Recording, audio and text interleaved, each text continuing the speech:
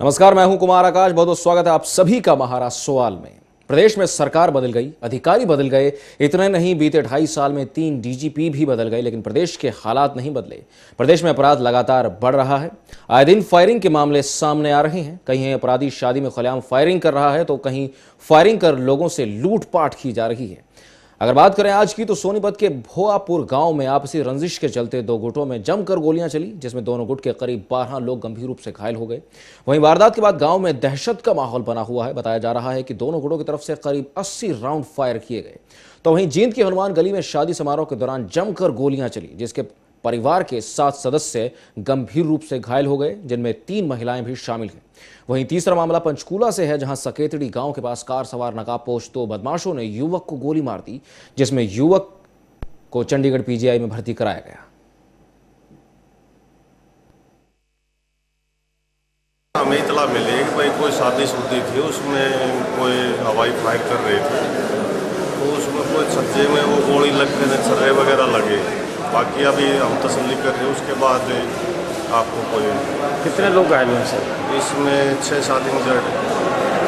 तो हालत कैसी है सर? ठीक है। तो तफ्तीश जारी है सर? हाँ, तफ्तीश जारी है। शाम को आशीष को उठा लेके दुकान पर था, ये सब्जी लेने गया था। जब गांव में पता लगा तो गांव उसके घर पहुंचा। उन्होंने भीड़ देखकर फायरिंग चालू कर दी। फायरिंग में गोली लगी थी 10 आदमियों का, और फिर बाकी पुलिस आ गई थी। ये कोई रोहतक रेफर है, कोई दिल्ली है, कोई सोनीपत है। हमारे पास चंडीगढ़ पुलिस कंट्रोल रूम से फ़ोन आया कि यहाँ पे महादेव मंदिर के पास जो है, यहाँ पे फायरिंग कुछ हुई है। तुरंत हमारी यहाँ पे पुलिस फोर्स आई है, एसएचओ खुद पहुँचा है। इसके बाद डीसीपी साहब पहुँच गए हैं, डीसीपी साहब पहुँच गए हैं, और आकर के इन्होंने जो है यहाँ पे तुरंत वेरीफाई किया है, और जिससे गोली लगी थी उसको तुरंत ले जाके पीजीआई एडमिट कराया। एक बंदा है, अमित शर्मा नाम है, जो कहते हैं बाउंसर का काम करता था। वो यहाँ पे मंदिर में अपनी माता के साथ दर्शन करने आया हुआ था, और दर्शन करके वापस जा रहा था। उस समय यहाँ पे बताते हैं साइड में जो है 2 लोग खड़े हुए थे, मुंह बांधे हुए थे। उन्होंने जो है उस पर फायर किया है, और उस फायर पे जो है उसको चोट लगी है। उसको लेके तुरंत पीजीआई हॉस्पिटल ले गए हैं, और हम लोग उस पर जो है पूरा हमारी टीम हमने चारों तरफ दौड़ा दी है। जो भी कल्प्रिट होगा, जो भी इसमें क्रिमिनल होगा, हम इसको बहुत जल्दी जो है अरेस्ट करेंगे और तुरंत कार्रवाई करेंगे। सर, जिस तरह से कानून व्यवस्था लगातार बिगड़ती जा रही है, काफी सारे सवाल खड़े हो रहे हैं। सवाल कई तरह के हैं जो कि लोगों के जहन में कौंध रहे हैं। इन सवालों को सबसे पहले ये नजर डालते हैं। पहला सवाल है कि कब बदलेंगे प्रदेश के हालात। दूसरा सवाल है, आखिर कब होगा क्राइम पर कंट्रोल। 2.5 साल में बदले गए 3 डीजीपी, लेकिन फिर भी हालात नहीं बदले। डीजीपी बीएस संधू क्या दे पाएंगे सुरक्षा? कब रुकेगी फायरिंग, और कब बदलेंगे प्रदेश के हालात?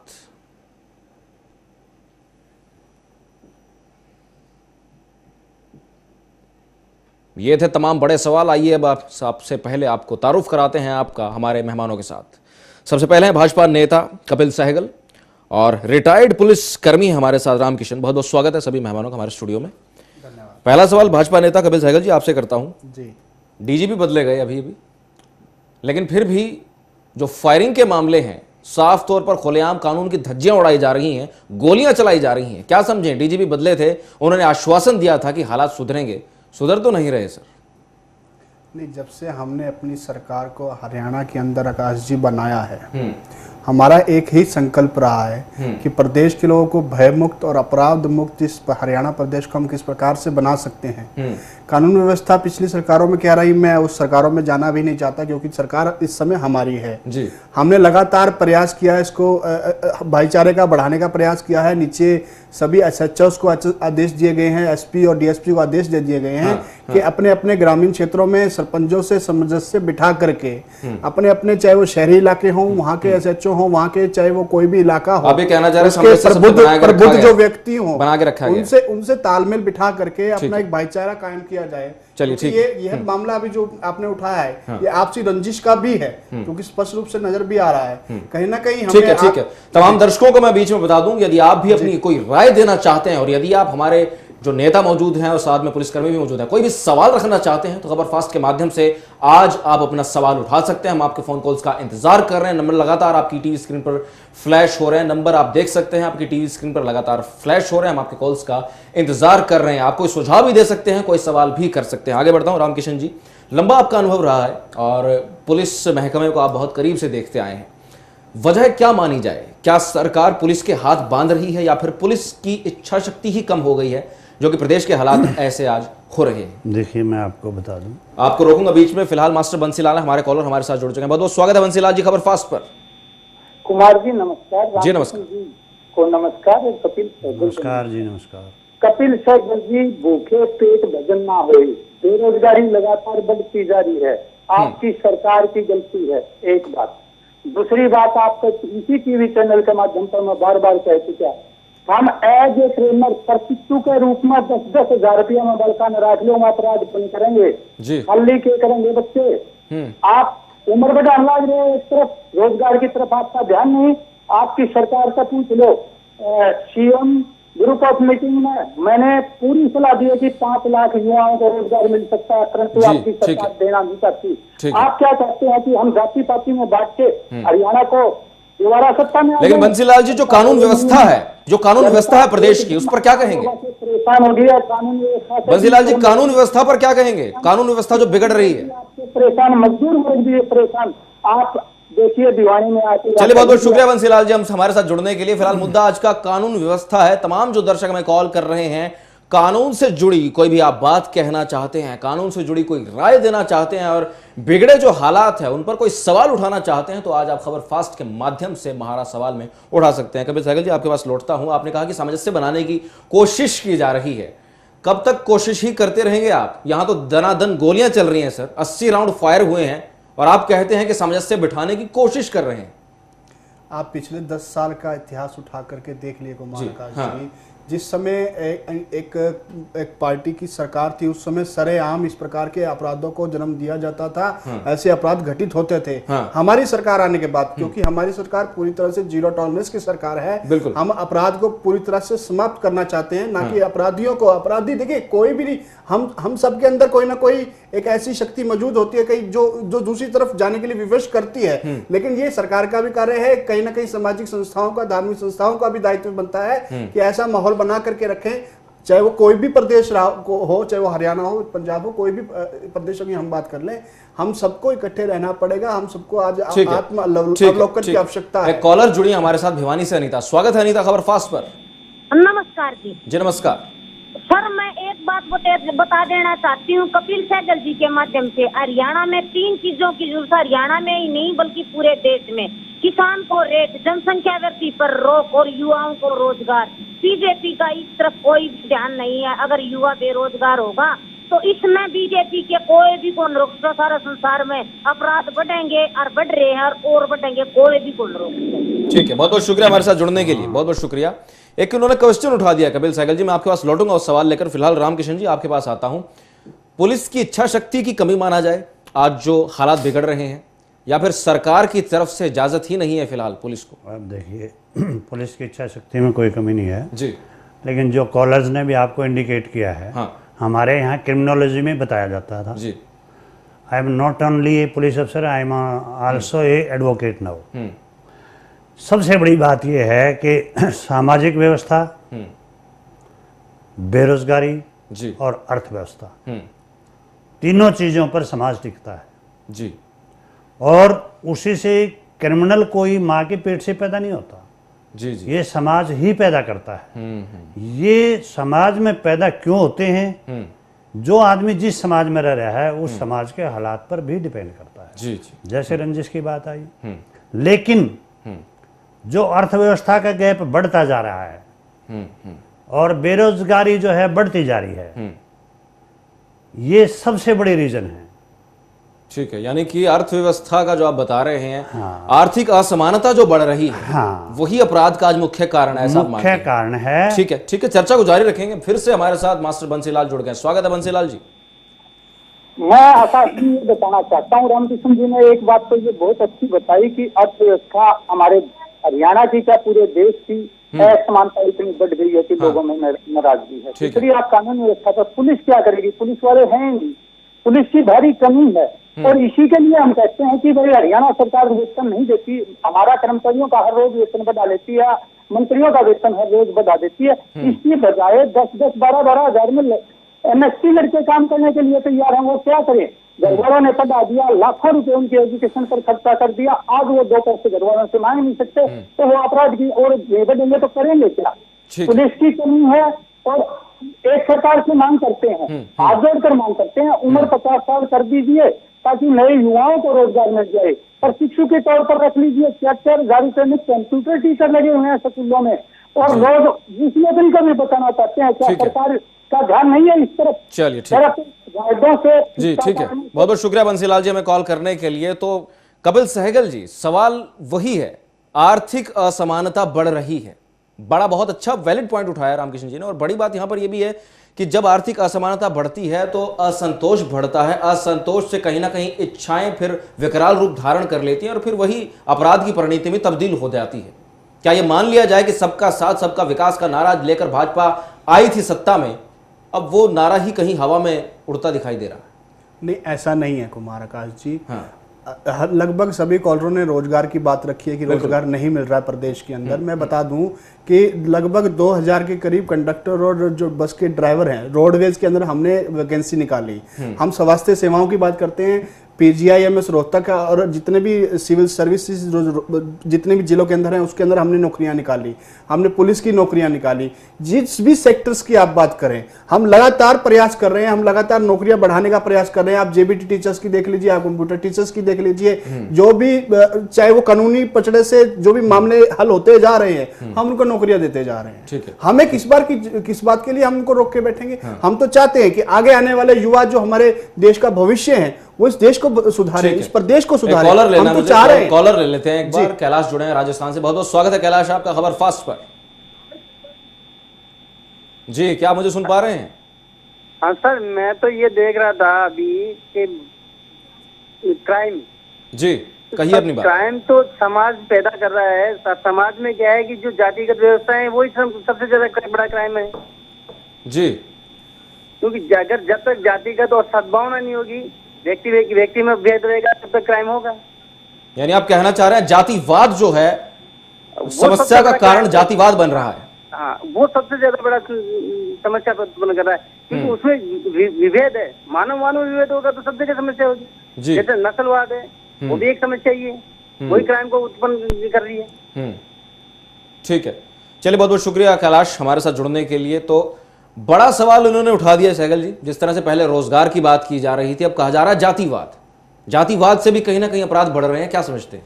ये इनका कहीं ना कहीं व्यक्तिगत मत हो सकता है, क्योंकि सबका अपना अपना मत होता है, सबको अपनी बात कहने का अधिकार भी है, लोकतांत्रिक देश में हम रहते हैं, रख सकते हैं। लेकिन मैं बता देता हूँ कि कानून की बात आती है, चाहे वो निचले स्तर का अधिकारी हो, चाहे वो कर्मचारी हो, चाहे वो नेता हो, अभिनेता हो, चाहे वो किस स्तर का भी व्यक्ति क्यों ना हो, कानून और संविधान सभी के लिए बराबर हैं। यदि किसी ने किसी कानून की उल्लंघना की होगी तो अवश्य कानून के अनुसार उस पर कार्रवाई भी होगी। अब देखिए, अब हमारी सरकार आने के बाद चीजें बदली कैसे। पहले की सरकारों में राजनीतिक पटाक्षेप हुआ करता था कि किसी अगर कोई अपराधी या कोई व्यक्ति है उसको छोड़ दिया जाए या उसके ऊपर कार्रवाई ना हो। हमने यहाँ पर किया कि पुलिस को पूरी तरह से आजादी है, जो भी कार्रवाई पूरी तरह से आजादी है, जो निर्भीक होकर के वो कार्रवाई करे, कानून के मुताबिक करे, किसी को परेशान करने की भी। सुरेश कुमार हमारे साथ जुड़े, बहुत स्वागत है सुरेश। नमस्कार सर। जी नमस्कार सर। सहगल साहब कह रहे हैं वे JBT हम लगाए और रोडवेज में लगा रहे हैं, सिर्फ कागजों पे लगा रहे हैं या एक्चुअल में लगा रखे? आप JBT का 3 साल इन्होंने बर्बाद कर दिया, और रोडवेज में कहते हैं लगाएंगे कब, जब वो पिछली सरकार वाली बात करने लग रहे हैं। 3 साल इनको आए हो गए, एक भी रोजगार दिया हो बता दो आप। और बेरोजगारी जब तक नहीं मिटेगी, अपराध कम नहीं होगा, बिल्कुल भी और बढ़ेंगे, आतंकवादी बनेंगे लोग। बहुत बहुत शुक्रिया कपिल सहगल जी, इसका जवाब मैं आपसे लूंगा। फिलहाल रामकिशन जी आपके पास आता हूं। 3 बार DGP बदले गए हैं हरियाणा के, क्राइम फिर भी कम नहीं हुआ। ये जब बार बार DGP बदल दिए जाते हैं, अधिकारी बदल दिए जाते हैं, क्या आपको लगता है कि एक व्यावहारिक तौर पर कुछ ज्यादा असर देखने को मिलता है? नहीं, व्यवहारिक तौर की बात यह है, हर चीज़ के दो पहलू होते हैं जी। स्टेबिलिटी और अनस्टेबिलिटी। जी सर। जहाँ सरकार में कोई एक निश्चित डिसीजन की स्टेबिलिटी नहीं होगी तो उससे डिस्टर्बेंस भी होगी। जहाँ बार बार अधिकारियों के स्थानांतरण हैं या ब्यूरोक्रेसी का और सरकार का गैप है, ये तो सरकार जाने। जहाँ कॉन्फिडेंस नहीं बनेगा और गैप होगा तो एडमिनिस्ट्रेशन में जो है खामियां रहेंगी। जी जी। ठीक है यानी ये जी? मान लिया जाए बार बार जो ये डीजीपी बदले गए हैं 2.5 साल में 3 बार, जो भी है, हाँ, एक डीजीपी ये सही नहीं रहा। एक डीजीपी की बात मैं नहीं कह रहा जी। जैसे अधिकारीगण के भी, नीचे वाले अधिकारीगण के भी स्थानांतरण बार बार हो रहे हैं, इसमें भी कोई न कोई जो है ना अनस्टेबिलिटी वाली बात आती है। जब तक कोई डिस्ट्रिक्ट लेवल का अधिकारी लगा लो, अपने सब डिवीजन लेवल का लगा लो, जब तक आते हैं और वो वहाँ की व्यवस्था को समझते हैं, सुनते हैं, उस टाइम स्थानांतरण हो जाता है। ठीक है, यानी कि स्टेबिलिटी बढ़नी चाहिए। रोहतक से प्रवीण हमारे साथ जुड़े, बहुत बहुत स्वागत है प्रवीण आपका खबर फास्ट पर। नमस्कार जी। जी मैं सारी डिबेट सुन रहा था, आपकी सारी डिस्कशन सुन रहा था, लेकिन मुझे थोड़ा सा अलग मेरा व्यू है इसके बारे में। जी बताइएगा। मुझे लगता है कि जो डीजीपी बदल लीजिए, आप 10 बदल लीजिए, 12 बदल लीजिए, कोई फर्क नहीं पड़ेगा। क्योंकि जो मैंने परिवेश देखा रोहतक के अंदर, मुझे हरियाणा का नहीं मालूम क्या है, हरियाणा में क्या है, रोहतक के अंदर तो जो पुलिस है अच्छा काम कर रही है, बट हमारी जो अदालती कार्रवाई है वो ज्यादा ढीली रहती है, बहुत ही स्लो है, इसलिए क्राइम बढ़ता जा रहा है।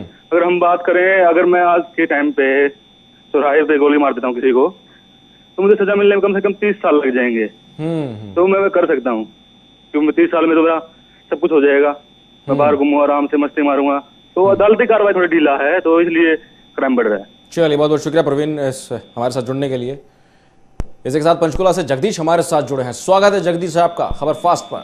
सर, मैं आपसे ये निवेदन करना चाहूंगा कि बार बार डीजीपी स्टेट लेवल के ऊपर ट्रांसफर करना एक छोटे से अंतराल के अंदर, और ऐसी वारदात जो अभी आप टीवी पे दिखा रही है, ऐसी यमुनानगर में भी हुई थी, और यही सवाल खड़ा हुआ था, क्या कानून का खौफ बिल्कुल खत्म हो रहा है?